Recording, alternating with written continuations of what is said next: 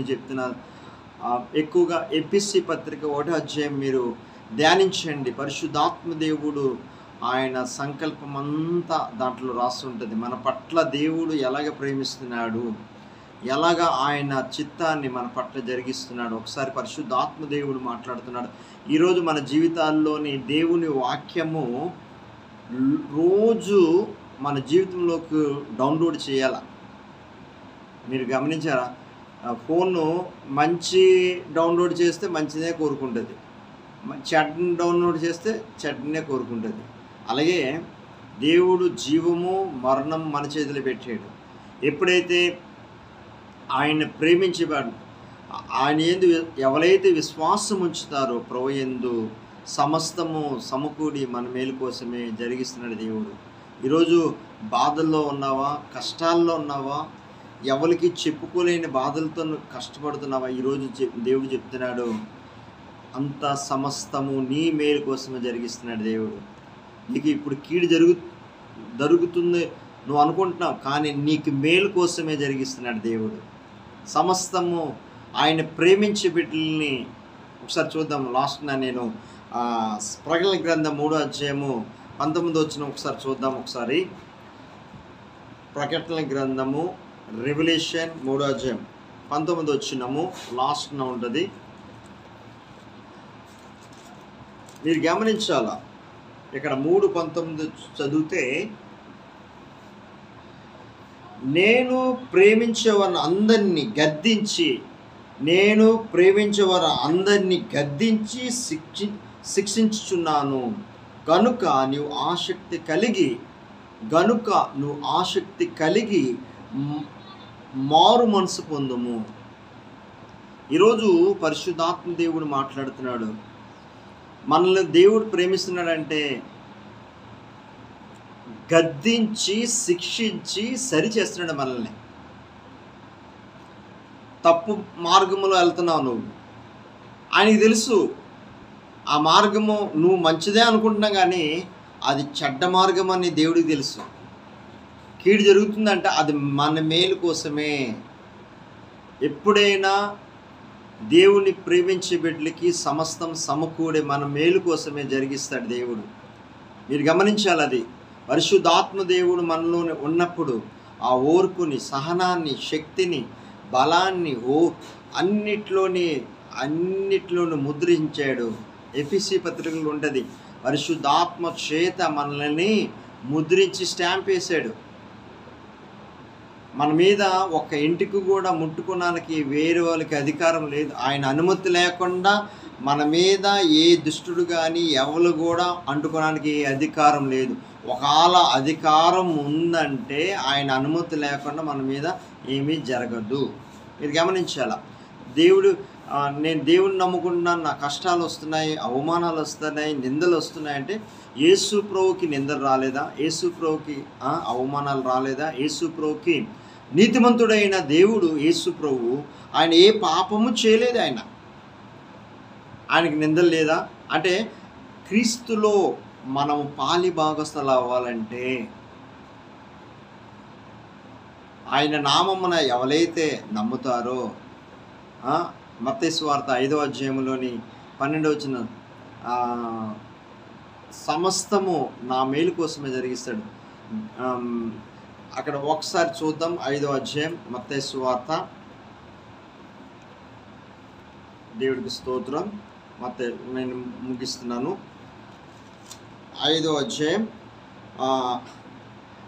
5:11 నా నిమిత్తము జనులు మిమ్మల్ని నిందించి హింసించి మీ మీద అబద్ధంగా చెడ్డ మాటలు పలికినప్పుడు మీరు ధన్యులు, సంతోషించి ఆనందించుడి, పరలోకమందు మీ ఫలమగు అధికమగును.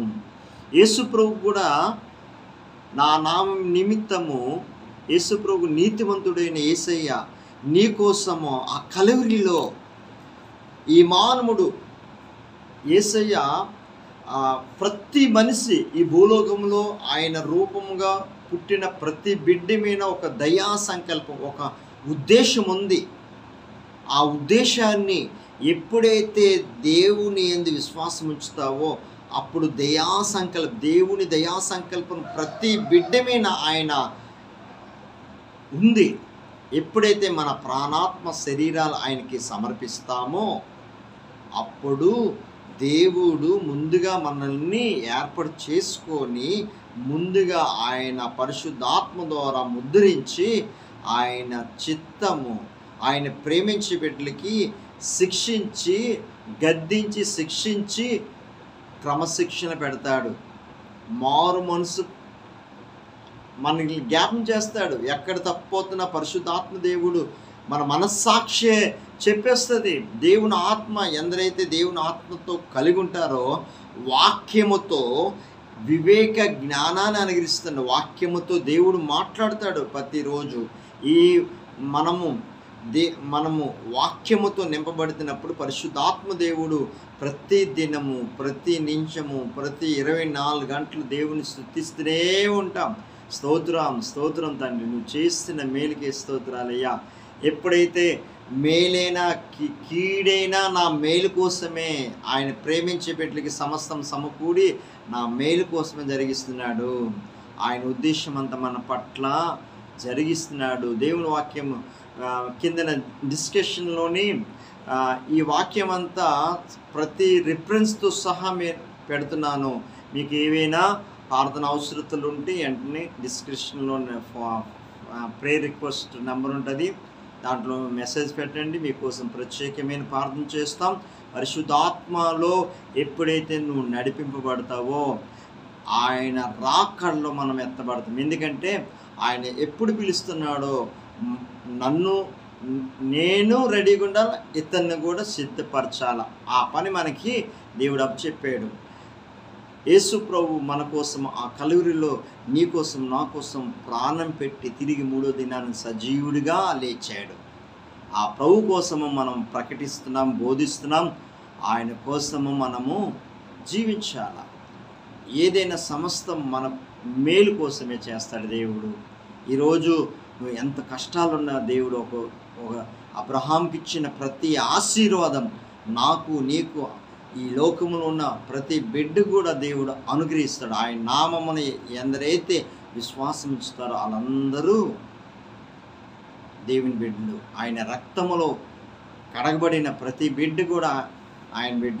ఎందుకంటే చెప్తున్నాను, దేవుని ఆత్మ కలిగి మీరు పొందుకొని దేవుడితో ఆయనలో నాలో ఆయన ఎప్పుడైతే నువ్వు కలిగి ఉంటావో యేసు ప్రభు ఈ లోకాన్ని జయించడిగాడు, మనం కూడా జయించే శక్తి మనకు అనుగ్రహిస్తాడు.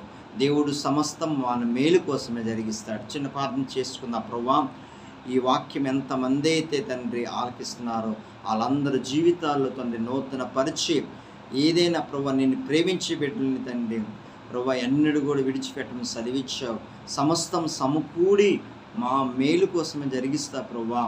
యేసయ్యా, నీ ఉద్దేశం అంతా ప్రభువా, నీ దయా సంకల్పం అంతా నా పట్ల ప్రభువా యూట్యూబ్ ద్వారా ఎంతమంది చూస్తున్నారు అందరి పట్ల ప్రతి బిడ్డ పట్ల నీ దయా సంకల్పాన్ని నెరవేర్చి నీ ఉద్దేశం అంతా నెరవేర్చి సహాయం చేసి ఈ వాక్యాన్ని ప్రతి బిడ్డ హృదయంలో నూరంతలుగా ఫలించేలాగా ప్రభువా యేసయ్యా, రక్షణ లేని వాళ్ళకి రక్షణ దయచేసి, మారుమనసు లేని వాళ్ళకి మారుమనసు దయచేసి, నీ రాకడి కొరకు ఏ ఆత్మ కూడా నశించుకోవడం నిశ్చితం కాదే, అందరూ మారుమనసు పొంది రక్షించి కాపాడి సహాయం చేత యేసు నామమున అడుగుచున్నాము తండ్రి. ఆమేన్.